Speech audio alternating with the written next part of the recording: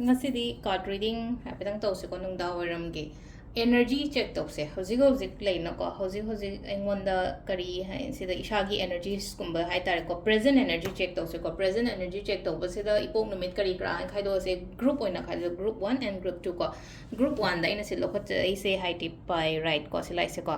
pi right le ko group 1 khanna ngai yoina pi right le ko group 2 number 2 group 2 se ba me hai ba ngai na hai dis le ko bismuth se ko ai di bismuth in a group 2 crystal se ani si gi manung da ama choose to number 1 2 nataba ai he yeng matam da ai di pyrite sena hena attract to we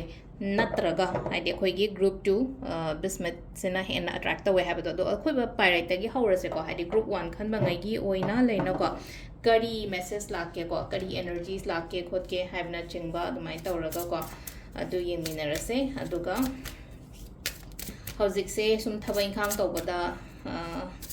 yabra yadabra yes or no ko dumba mayam do happy yeng se ko to card se ani katang lo thoke ko yam lo thoege se lere ko ani se aham bagi card se yeng ase ko sida lai ko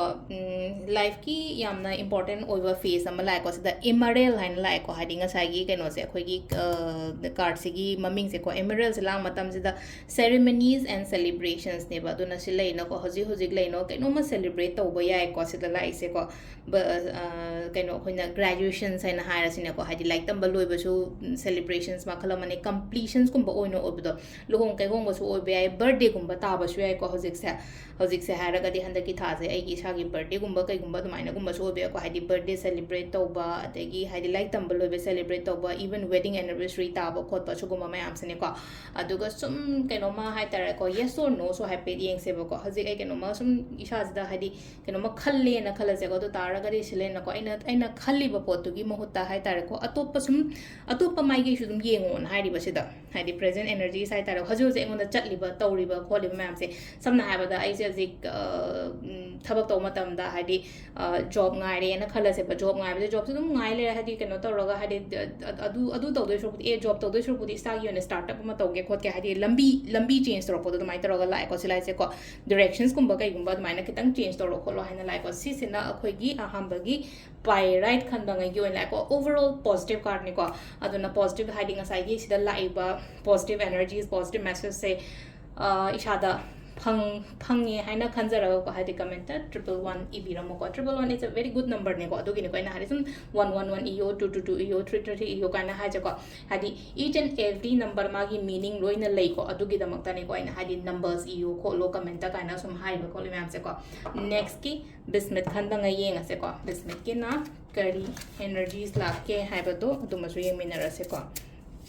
group 2 gi oina sidala ise basida leire ko do hojik leiri ba ko liba ai situations ke gi adugi matang da leino ko adui matang da so oire ko do ahamba gi se angelite haina lai ko angelite haina la ko matam sida ishor ningo haibane sida haije ko haidi se leino ko haidi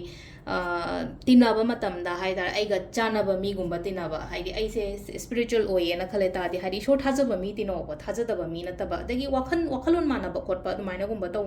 adu gumba tinaba khotpa aduma leira ko spiritual growth mayam darkar ko haidi lining o haraga heta haidi hai lei mayam dhum dham to da na katpa khopa na taba aina ngatang free oba matam da aigi study table da oiro aigi even aigi phamung da phamna ba da ai shorning jaba yai na ko haidi adu ni da sai spiritual oyo haibane ba religious oyo haibana te ko sida